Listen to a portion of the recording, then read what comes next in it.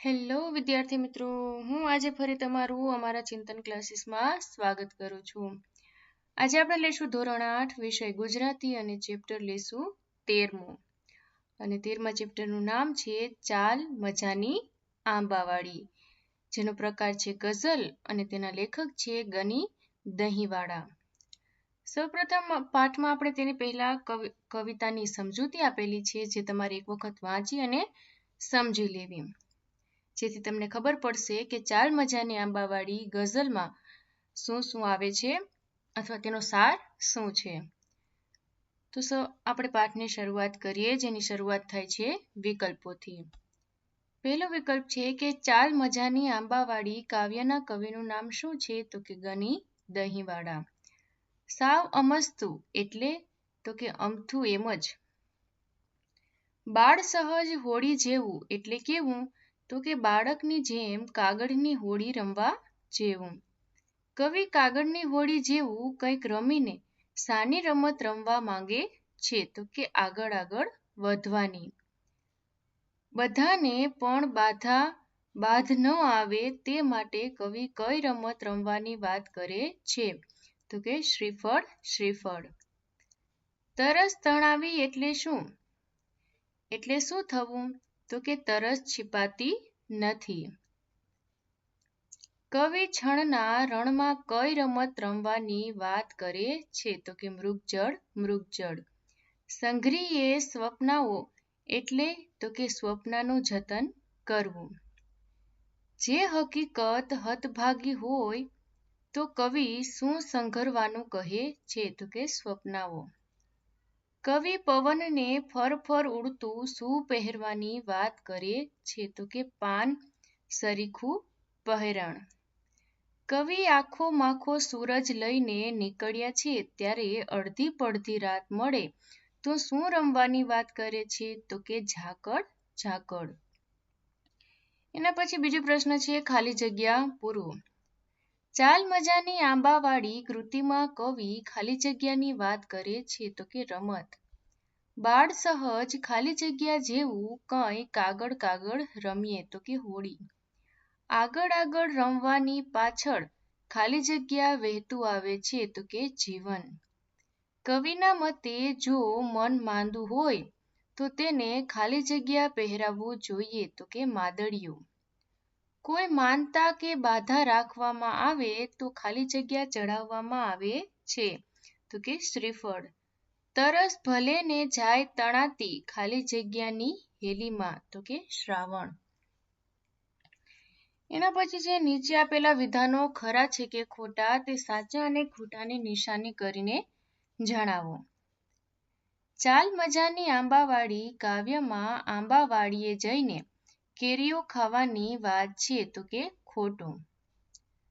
માદા મનને માદળિયું પહેરાવવાથી તે સાજું થઈ જાય છે તો કે ખોટું. મૃગજળ એટલે રણમાં જળ દેખાતું હોય એવું આભાસ થવો તો કે સાચું. કવિ પ્રારબ્ધી પથ્થરની સાથે પોકળ પોકળ રમવાની વાત કરે છે તો કે સાચું.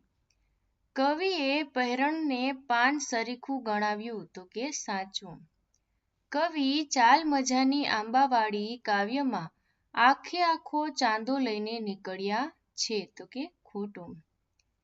એના પછી છે નીચેના દરેક પ્રશ્નનો ઉત્તર એક એક વાક્યમાં લખો. કવિ આંબાવાડીએ જવાનું કેમ કહે છે? તો કે આવડ બાવડ રમવા માટે કવિ આંબાવાડીએ જવાનું કહે છે.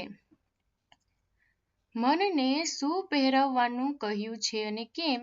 તો કે મનને માદળિયું પહેરાવવાનું કહ્યું છે, કારણ કે મન માંદું છે અને એમને શ્રદ્ધા છે કે માદળિયું પહેરાવવાથી તે સાજું થઈ જશે. છાનામાના શું રમવાનું કહ્યું છે અને કેમ? તો કે છાનામાના મૃગજળ રમવાનું કહ્યું છે, કારણ કે છણનું રણ છે અને મૃગજળ એક આભાસ છે, તેમાં છાનામાના જ રમવાનું હોય. પહેરણ કેવી રીતે ઉડી રહ્યું છે? શા માટે? તો કે પહેરણ વહેતા પવનને કારણે ફર ફર કરતું ઉડી રહ્યું છે. મરમર સરખા પારાવારે કઈ રીતે રમવાની વાત છે? તો કે મરમર સરખા પારાવારે ખડ રીતે રમવાની વાત છે. આખો માખો સૂરજ લઈને કોણ નીકળ્યું છે? તો કે આખો માખો સૂરજ લઈને ગની એટલે કે કવિ પોતે નીકળ્યા છે.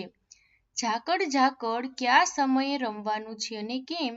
તો કે ઝાકળ રાત્રિના સમયે રમવાનું છે, કારણ કે સામાન્ય રીતે તે ઝાકળ વરસવાનો સમય છે.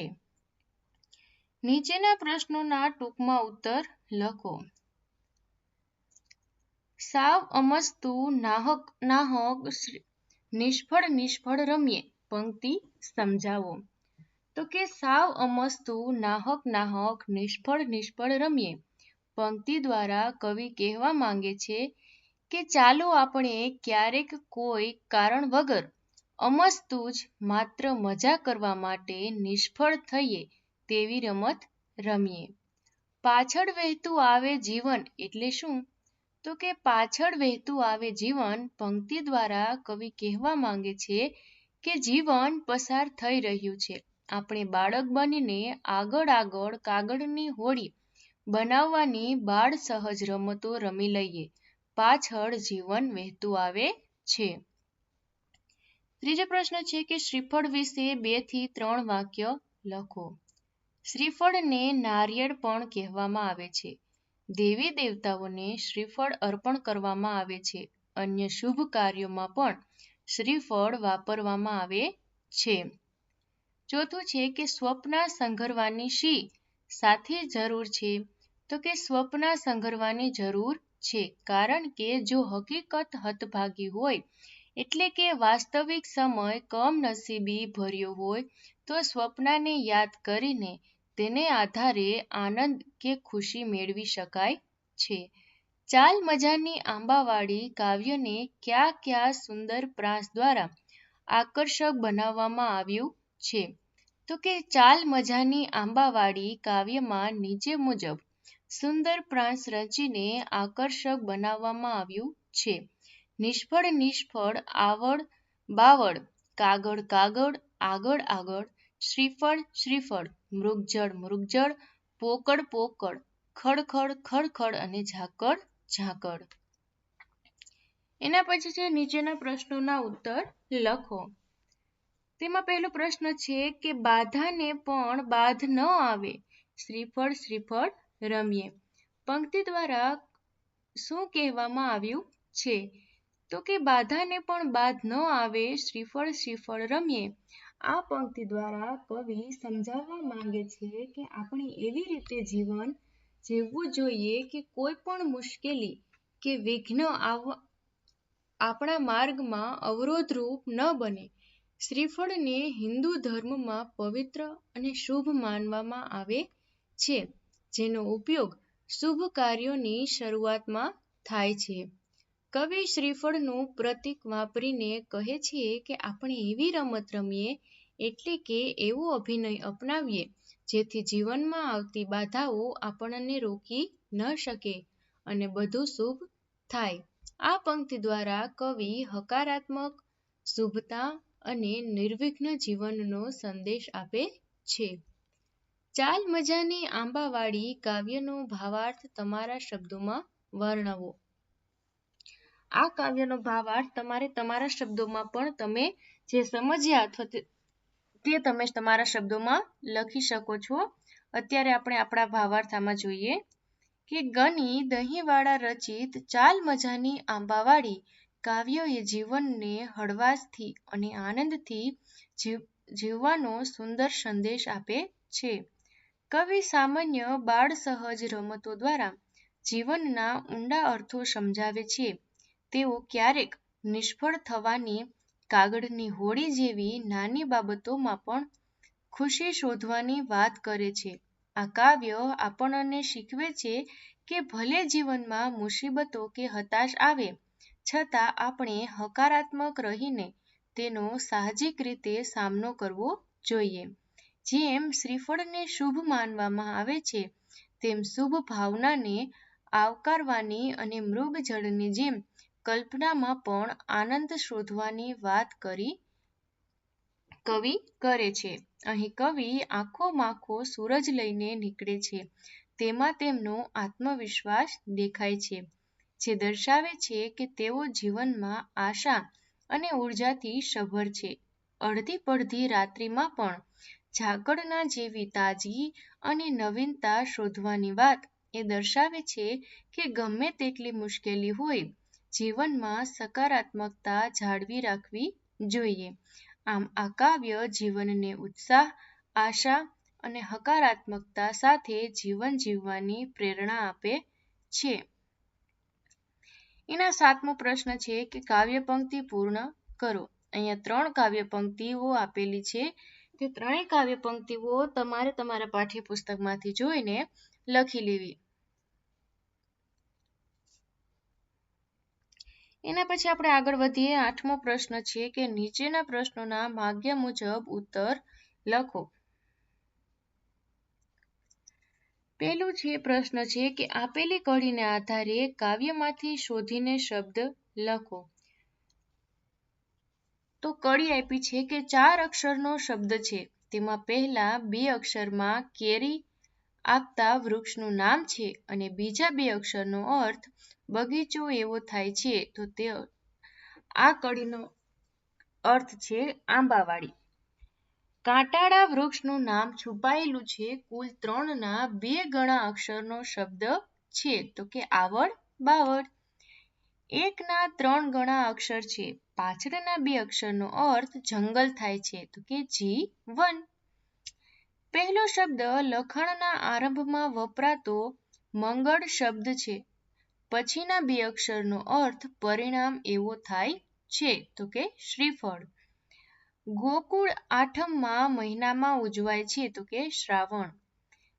2ના 2 ગણા અક્ષર છે. જેમાં પાછળના 2 અક્ષરથી બનેલા શબ્દનો અર્થ રેતીનું મેદાન થાય છે. તો કે પહેરણ.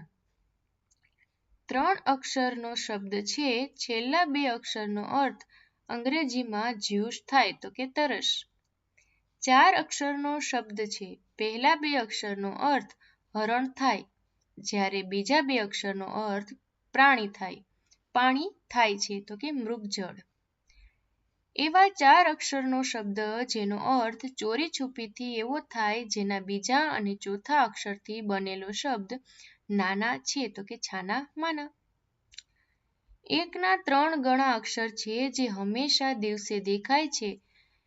તેના બીજા અને ત્રીજા અક્ષરથી બનતા શબ્દનો અર્થ ધૂળ થાય. સૂરજ. એના પછીનો છે કે જે તે વાક્યને બંધ બેસતો શબ્દ કૌંસમાંથી શોધીને લખો. તે શબ્દને અનુરૂપ વાક્ય બનાવો. અહીંયા શબ્દો આપેલો છે. ઉદાહરણ તરીકે છે કે કલ્પેશભાઈ થોડી ઘણી ચા પીધી.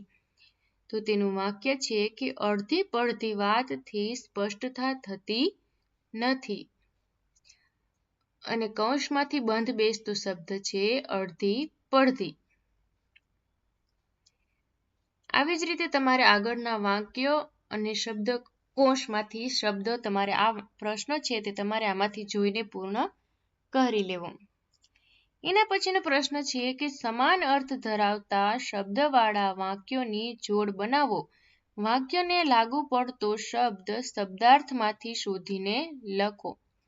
એટલે કે જોડકું આપેલું છે અહીંયા આપેલો છે બ અને જોડકું બને અને તેનો શબ્દ શેનો થાય તે આમાંથી અને વાક્યને સરખો શબ્દ લાગુ પડતો હોય તે શબ્દ અહીંયા લખવાનો છે. જે આ પ્રશ્ન પણ તમારે આમાંથી જોઈને લખી લેવો. આ પ્રશ્ન કોઈ આઈએમપી પ્રશ્નો નથી જે તમને પરીક્ષામાં પૂછાઈ શકે છે. એટલા માટે હું કરાવતી નથી. તો પણ તમારે પરીક્ષા સમયે એક વખત તમારે આ કોષ્ટકમાં નજર ફેરવી લેવી. તો પછી આમાં આપણે આગળ વધીએ કે ઉદાહરણ મુજબ સ્વરચિત પંક્તિ ઉમેરો. ઉદાહરણ તરીકે છે કે ચાલ મજાના નદી ખાલી જગ્યા આવડ બાવડ રમીએ, તો કે ચાલ મજાના નદી કાંઠે. પછી છે ખાલી જગ્યા કઈ કાગળ કાગળ રમીએ, તો કે ચાલ મજાની શાળાએ કઈ કાગળ કાગળ રમીએ. ખાલી જગ્યા આગળ આગળ રમીએ, તો કે ચાલ મજાના ખેતરે આગળ આગળ રમીએ. ખાલી જગ્યા મૃગજળ મૃગજળ રમીએ, તો કે ચાલ ઉનાળે રસ્તા પર મૃગજળ મૃગજળ રમીએ. ખાલી જગ્યા પોકળ પોકળ રમીએ, તો કે ચાલ મજાના ભર મેદાને પોકળ પોકળ રમીએ. ખાલી જગ્યા ખડખડ ખડખડ રમીએ, તો કે ચાલ મજાના ઝરણા પાસે ખડખડ ખડખડ રમીએ. ખાલી જગ્યા ઝાકળ ઝાકળ રમીએ, તો કે ચાલ મજાના બગીચે ઝાકળ ઝાકળ રમીએ. આવી જ રીતે એના પછીનો પ્રશ્ન છે, નીચેના શબ્દોના સમાનાર્થી શબ્દો લખો. અમસ્તુ તો કે અમથું અથવા વ્યર્થ. શ્રીફળ તો કે નારિયેળ. હતભાગી તો કે કમનસીબ. પારાવાર તો કે અપાર અને પુષ્કળ. બાધા તો કે માનતા અને આખડી. તરસ તો કે તૃષા. પ્રારબ્ધ તો કે નસીબ અને ભાગ્ય. બાધ તો કે અડચણ અને પ્રતિબંધ. છળ તો કે કપટ અને છેતરપિંડી. પોકળ તો કે ખોટું અને પોલું. નીચેના શબ્દોના વિરુદ્ધાર્થી શબ્દો લખો. નાહક તો કે સકારણ. બાધ તો કે અબાધ. પોકળ તો કે નક્કર. નિષ્ફળ તો કે સફળ. હકીકત તો કે ગપ. પારાવાર તો કે થોડુંક. જીવન તો કે મૃત્યુ. હતભાગી તો કે બળભાગી. એના પછી છે નીચેના શબ્દોની જોડણી સુધારો, જે તમારે આમાંથી જોઈને સુધારીને ઉત્તર લખી લેવો. એના પછીનો પ્રશ્ન છે કે નીચેના શબ્દોને શબ્દકોશના ક્રમમાં ગોઠવો. તો શબ્દકોશના ક્રમમાં ગોઠવતા પહેલા આપણે આડાઅવળા શબ્દો જોઈશું. તો પહેલું છે અમસ્તુ, આંબાવાડી, આગળ, આખું, અડધું. તો આપણે આને શબ્દકોશના ક્રમમાં ગોઠવતા પહેલા આવશે અડધું, અમસ્તુ, આખું, આગળ અને છેલ્લે આવશે આંબાવાડી. બીજું છે શ્રીફળ, શ્રાવણ, સ્વપ્ન, સરીખું, સૂરજ. તો સૌપ્રથમ આવશે શ્રાવણ, શ્રીફળ, સરીખું, સૂરજ અને સ્વપ્ન. એના પછી છે નીચેના આપેલા શબ્દોના ધ્વનિઓ સ્વર વ્યંજન છૂટા પાડીને લખો. અહીંયા શબ્દો આપેલી છે તેને તમારે સંધિ છૂટી પાડીને લખવાની છે, એટલે કે સ્વર વ્યંજન છૂટા પાડીને લખવાના છે. જે આ પ્રશ્ન અને એના પછીનો પ્રશ્ન છે કે નીચે આપેલા ધ્વનિઓ જોડીને શબ્દ લખો. એટલે આ પ્રશ્નમાં તમારે સંધિ જોડીને શબ્દ બનતો હોય તે શબ્દ અહીંયા લખવાનો છે. તો પ્રશ્ન નંબર 13 અને પ્રશ્ન નંબર 14 તમારે આમાંથી જોઈને લખી લેવો. પ્રશ્ન નંબર 14ના આપણે જવાબ જોઈ લઈએ. તો પહેલું બને છે અમસ્તુ, બીજું પ્રારબ્ધ, ત્રીજું છે સ્વપ્નાઓ, ચોથું શ્રીફળ અને પાંચમું છે શ્રાવણ. તો આ પ્રશ્નો તમારે આમાંથી જોઈને લખી લેવા. એના પછી છે નીચેના શબ્દ સમૂહ માટે એક શબ્દ આપો. ઘણા બધા આંબાઓનો બગીચો, તો કે આંબાવાડી. ધાતુનું યંત્ર કે તાવીજ નાખી ગળામાં બાંધવાનું સાધન, તો કે માદળિયું. વરસાદની એકી સાથે વધુ દિવસો વરસવાની ક્રિયા, તો કે હેલી. રેતાળ જમીન પર સૂર્યના કિરણ પડવાથી દૂરથી દેખાતો પાણી જેવો આભાસ, તો કે મૃગજળ. પાંદડા વગેરેનો ઝીણો કે મંદ અવાજ, તો કે મરમર. એના પછી છે કે આપેલ કાવ્ય વાંચી પ્રશ્નોનો જવાબ લખો. અહીંયા ગણિત અહીંવાળા અહીંયા એક કાવ્ય આપેલું છે. તે કાવ્ય પંક્તિને વાંચી અને નીચે જે પ્રશ્નો આપ્યા છે એ પ્રશ્નોનો જવાબ આપણે અહીંયા નીચે લખવાનો છે. તો પહેલો પ્રશ્ન છે કે અડીગ રહેવાનો નિશ્ચય કોણ કરે છે અને તેની રક્ષા કોણ કરે છે? તો કે અડગ રહેવાનો નિશ્ચય ધરતીના છાયા કરે છે, તેની રક્ષા તેમના પડછાયા કરે છે. બીજો પ્રશ્ન છે કે કોણ એકલું હોવા છતાં અન્યને મદદરૂપ થાય છે? તો કે વાદળી એકલી હોવા છતાં ચૈત્ર મહિનામાં અન્યને છાયા આપીને મદદરૂપ થાય છે. જે પૂનમના ચાંદની જેમ ચમકે છે તેમને કવિ શું કહે છે? તો કે જે પૂનમના ચાંદની જેમ ચમકે છે તેમને કવિ કહે છે કે બીજ રૂપે પણ નભે ક્યારે દેખાયા કરે. કવિના મતે જીવનની સાચી સફળતા શું છે? તો કે કવિના મતે જીવનની સાચી સફળતા એ છે કે વ્યક્તિ ભલે હયાત ન હોય પણ તેનું નામ સન્માનપૂર્વક બોલાયા કરે. માંગ્યા મુજબ ઉત્તર કાવ્યમાંથી શોધીને લખો. એમ છે સમાનાર્થી શબ્દ આપો તો કે પ્રતિબંધ. તો પ્રતિબંધનો સમાનાર્થી શબ્દ થાય છે પડછાયો અને વિરુદ્ધાર્થી શબ્દ આપેલો છે અમાસ. તો અમાસનો વિરુદ્ધાર્થી શબ્દ છે પૂનમ. આવી જ રીતે અમારા અવનવા વિડીયો સૌપ્રથમ તમને મળી રહે તે માટે અમારી ચેનલને લાઈક, શેર અને સબસ્ક્રાઇબ કરો.